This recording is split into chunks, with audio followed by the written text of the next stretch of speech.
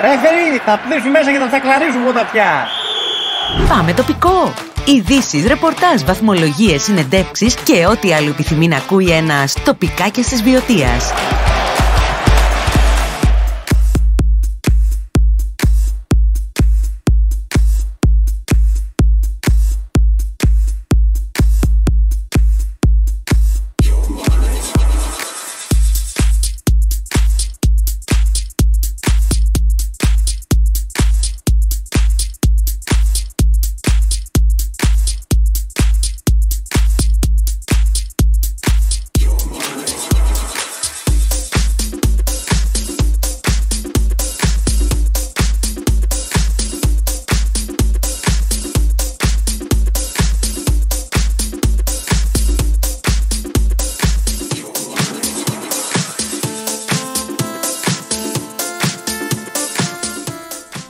Καλημέρα σε όλους. Είστε συντονισμένοι στο τοπικάκιας.gr και ακούτε την εκπομπή Πάμε Τοπικό.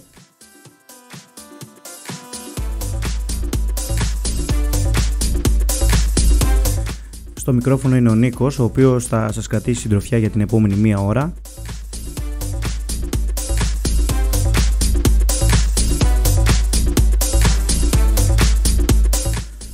Θα αναφερθούμε στα γεγονότα που συνέβησαν το προηγούμενο Σαββατοκύριακο στους αγώνες για τον πρώτο όμιλο της Β' κατηγορίας, το μόνο ενεργό στα βιωτικά γήπεδα αυτή την περίοδο.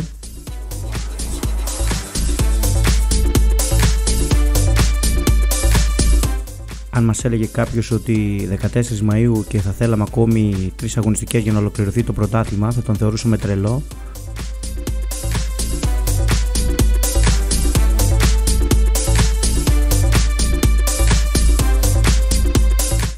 Τελικά όμως να που συμβαίνει, αφού ο Α όμιλος της Β' κατηγορίας ολοκληρώνεται το Σαββατοκύριακο 24-25 Μαΐου, έχοντας τοποθετημένη και εμβόλυμη αγωνιστική, όπως θα πούμε στη συνέχεια.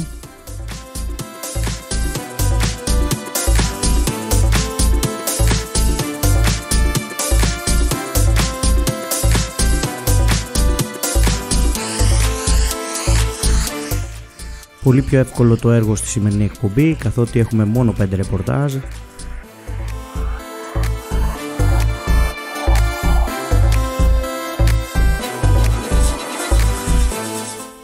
Και αυτό γιατί δεν διεξήχθησαν 2 αγώνες το Σαββατοκύριακο που μας πέρασε.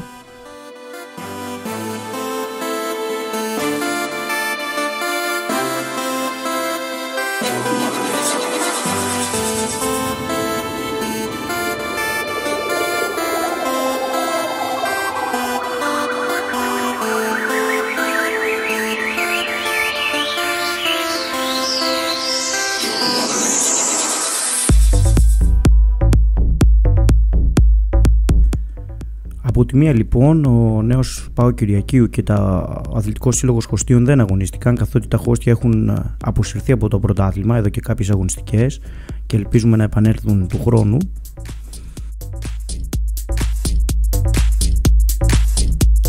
Ενώ από την άλλη και η Άσκρη δήλωσε αδυναμία να παρευρεθεί και να αγωνιστεί στον αγώνα με τον Πανδαυλιακό, οπότε ο αγώνας κατοχυρώθηκε με 3-0 υπέρ της Δάβλειας του Πανδαυλιακού.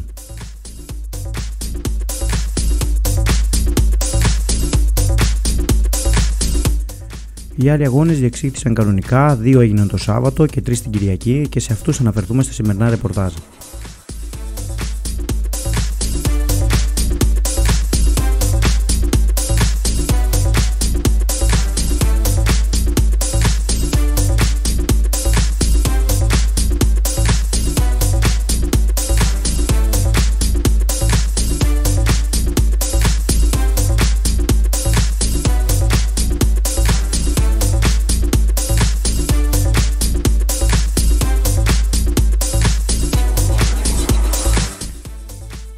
Και μιας και μας δίνει τη δυνατότητα πως σήμερα η εκπομπή, επειδή θα έχει μικρότερη διάρκεια λόγω των μικρότερων ρεπορτάζ, κάθε Τετάρτη θα συζητάμε μαζί και με έναν ποδοσφαιριστή. Σήμερα πρώτος καλεσμένος είναι ο Δημήτρης Καρανάσος, τερματοφύλακας του Παναλιάρτου, ο οποίος θα είναι σε λίγο μαζί μας και θα πούμε έτσι πράγματα για το βιωτικό ποδόσφαιρο.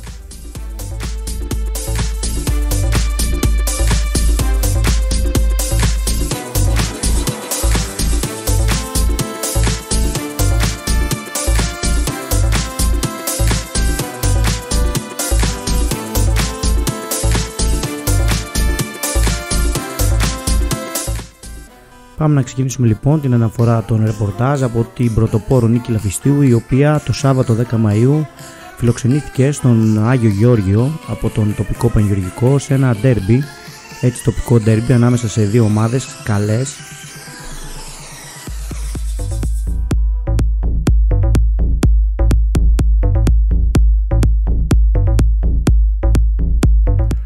Το τελικό σκόρ ήταν 0-2 υπέρ της Νίκης Λαφιστίου. Η Νίκη Λαφιστίου συνεχίζει να οδηγεί την κούρσα του Α ομίλου της Β κατηγορίας και νομίζω ότι πολύ δύσκολα πλέον θα χάσει την άνοδο και ίσως και δύσκολα θα χάσει και το πρωτάθλημα, όπως δείχνουν τα πράγματα, μιας και η ομάδα του Γιάννη Χρήστου αποδεικνύεται σε κάθε αγωνιστική ικανή, συγκεντρωμένη να πάρει τον τίτλο και να ξανανεύει και πάλι στην Α κατηγορία από όπου μας ήρθε.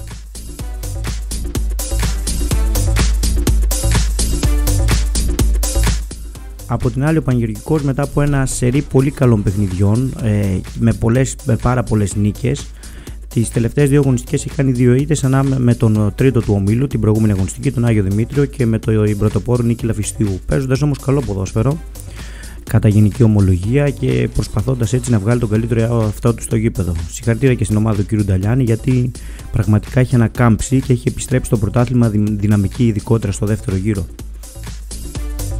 Κάτι εννοείται που αφήνει καλές υποσχέσεις για του χρόνου, για την επόμενη χρονιά.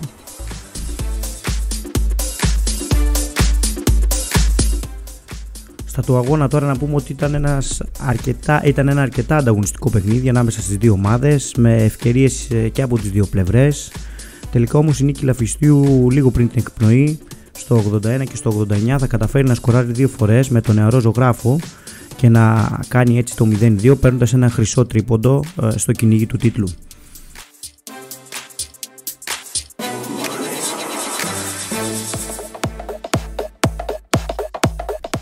Το πρώτο γκολ προήρθε μετά από κάθετη πάσα του Κουβατσάη στον νεαρό ζωγράφο, ο οποίος νίκησε τον Καβαλογιό κάνοντας το 0-1 στο 81 με ένα ωραίο πλασέ, ενώ στο 89 με ένα ωραίο φαλτσαριστό σούτ έξω από την περιοχή, στο ύψος της περιοχής, σημάδεψε την απέναντι γωνία του τερματοφύλακα κάνοντας το 0-2.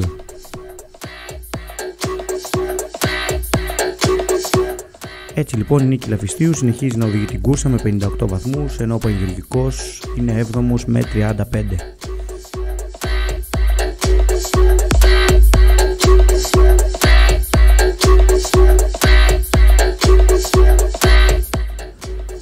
Στον άλλο αγώνα του Σαββάτου, ο ΑΟ Διονύσου υποδέχθηκε στον ερχομενό τον ΑΟ Κάστου.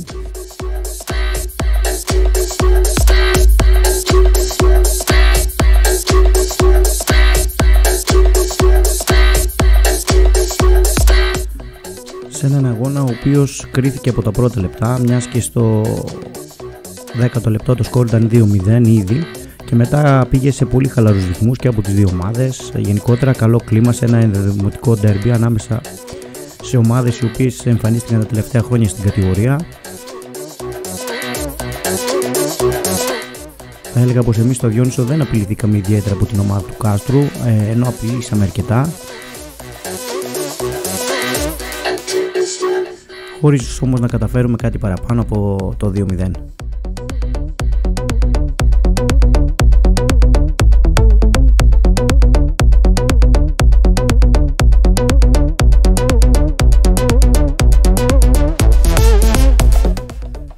Τα γκολ πέτυχαν ο Ψαλίδας στο 6ο λεπτό με ωραίο σούτ έξω από την περιοχή, το οποίο θα καταλήξει στη γωνία της εστίας του Παγώνα, ενώ στο 10ο λεπτό ο Πεκίνη μετά από εξαιρετική κάθετη πάσα του Αλέξανδρου Βελέτζα πάρε βάλε θα πλασάρει ιδανικά για το 2-0.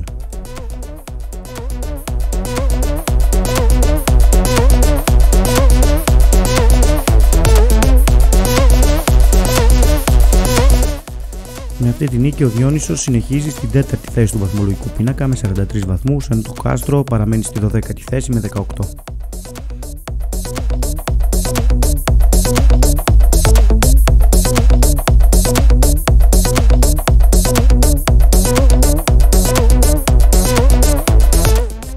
Καλημέρα στον Αντρέα του Μαρτινέου που μας ακούει, καλημέρα σε κάποιον ανώνυμο που έχει γράψει στο chat, καλημέρα στο Λίνο που μας ακούει από την εργασία του, καλημέρα στο Μελέτη από τις Πλατεές.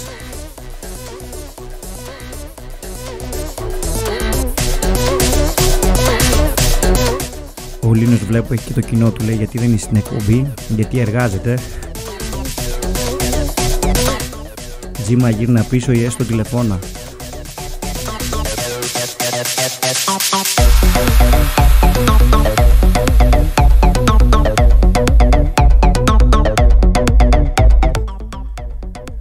Πάμε λοιπόν στον επόμενο αγώνα, τον οποίο παρακολουθήσαμε κιόλας στο γήπεδο του Ζαγαρά την Κυριακή ανάμεσα στην Ρήξη και στον Παρνασσό.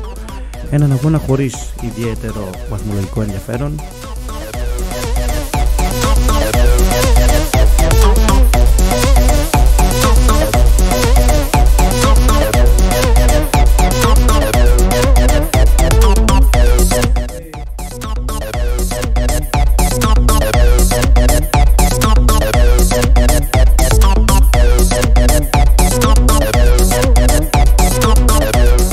Σε έναν ιδιαίτερο λοιπόν ανταγωνιστικό αγώνα ανάμεσα σε δύο ομάδες χωρίς βαθμολογικό ενδιαφέρον, η Ρήξη ιτήθηκε εντός έδρας από το Παρνασσό με 0-2. Ένας αγώνας ο οποίος είχε αρκετές φάσεις από τις δύο πλευρές, ειδικότερα στο πρώτο ημίχρονο η ομάδα της Ρήξης έχασε πολλές ευκαιρίες να προηγηθεί. Στο δεύτερο ο Παρνασσός αύξησε την απόδοσή του, αύξησε τις χαμένες ευκαιρίες και τελικά ευτύχησε με δύο γκολ που μπήκαν back to back να πάρει το τελικό αποτέλεσμα. 0-1 λοιπόν από το Μπούρση στο 74, στο 77 ο Φλόρος θα κάνει το 0-2. Μια νική ομάδα της Αράχοβας απέναντι σε μια πολύ καλή και έμπειρη ομάδα όπως αυτή της Ρήξης. Να πούμε πως βάσει εικόνας και η Ρήξη θα μπορούσε να πάρει κάτι από τον αγώνα γιατί έχασε πάρα πολλές ευκαιρίες.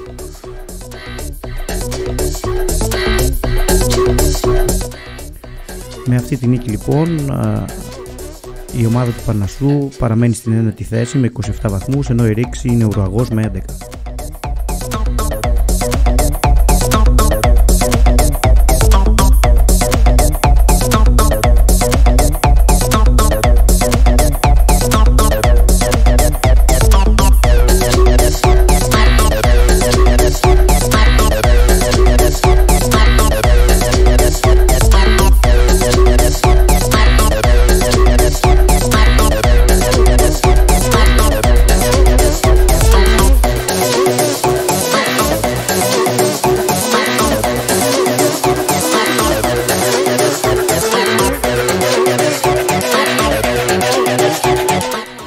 Στον επόμενο αγώνα της Κυριακής ο Πομβαγιακός υποδέχτηκε τον Εθνικό Άγιο Δημητρίου, με τον Εθνικό Άγιο Δημητρίου να παρουσιάζεται με πολλές απουσίες αλλά να καταφέρνει τελικά να πάρει ένα σπουδαίο διπλό που τον κρατά στην τρίτη θέση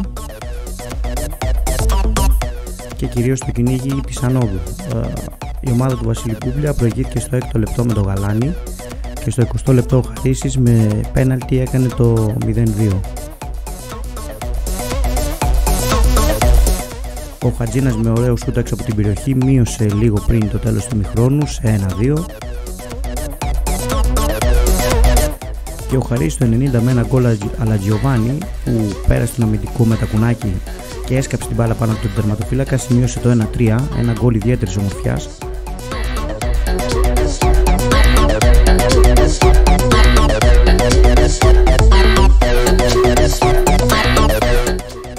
Με αυτό λοιπόν το τρίποντο, ο Εθνικός Αγίου Δημητρίου παραμένει τρίτος, 51 με 51 βαθμούς, 4 βαθμούς πίσω από τον Αμβλησιάδη Δρόμου, κυνηγώντας την άνοδο. Ενώ ο Πομβαγιακός βρίσκεται στη 10η θέση με 22 βαθμούς.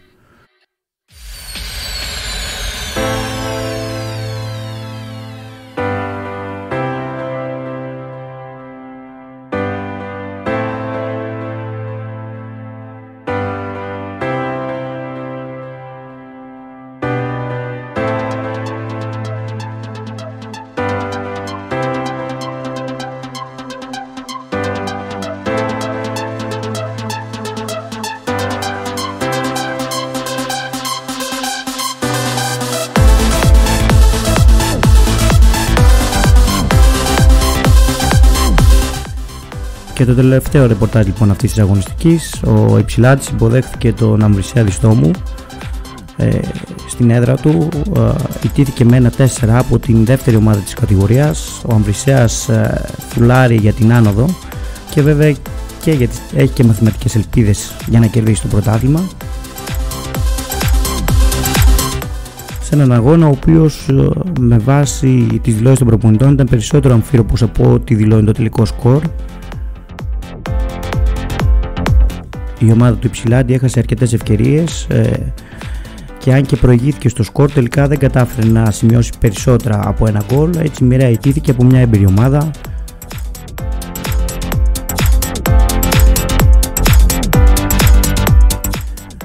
Ο Τσιόλι στο 8ο λεπτό άνοιξε το σκορ, στην επόμενη φάση στο 9ο λεπτό ο Αμβρισέας ισοφάρισε με τον Πετράκο, στο 22 ο ίδιος παίκτης μετά από πάση του Πλακίδα έκανε το 1-2, στο 69 ο Πλακίδας μπήκε στη θέση του σκόρερ, έκανε το 1-3, στο 84 ο ίδιος παίκτης έκανε το 1-4.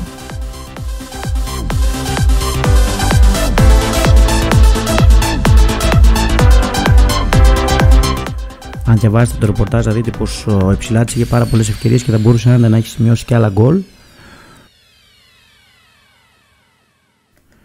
Τελικά όμως το τελικό σκόρ ήταν 1-4, κάτι που διατηρεί, όπως είπαμε, τον Αμβρισέα στο κυνήγι της ανόδου. Δεύτερος ο Αμβρισέας διστόμου με 55 βαθμούς, από την άλλη ο Ypsilanti βρίσκεται στην 11η θέση με 20 βαθμούς.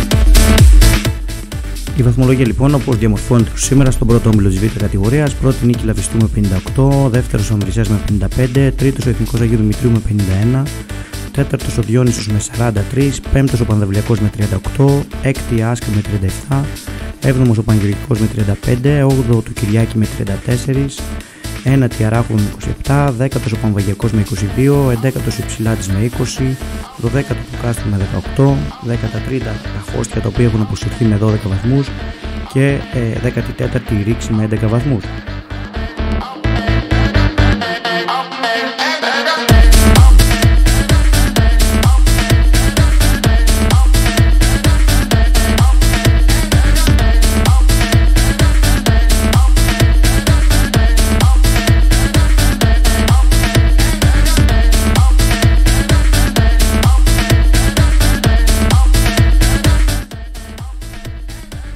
Σήμερα έχουμε και εμβόλυμη αγωνιστική, η 24η αγωνιστική έχει χωριστεί σε 2 ημέρες.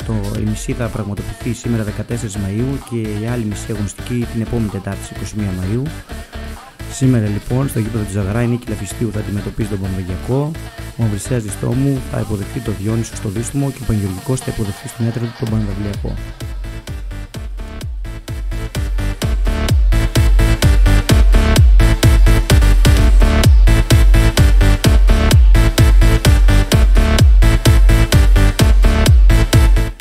Για την 25η αγωνιστική όμως που θα πραγματοποιηθεί το ερχόμενο Σαββατοκύριακο, ο Παναυλιακός θα φιλοξενήσει την Υψηλάντη, το Κυριάκη θα φιλοξενήσει την Νίκη Λαφιστίου, ο Διόνυσος θα φιλοξενήσει την Άσκρη, ο Πανγεωργικός θα υποδεχθεί στην έδρα του τον Πανβαγιακό, ο Παρνασσός τον Εθνικό Αγίου Δημητρίου, η Ρήξη στο γήπεδο του Ζαγαρά θα αντιμετωπίσει τον Αμβρησέα Διστόμου και τα Χώστια με το Κάστρο δεν θα αγωνιστούν.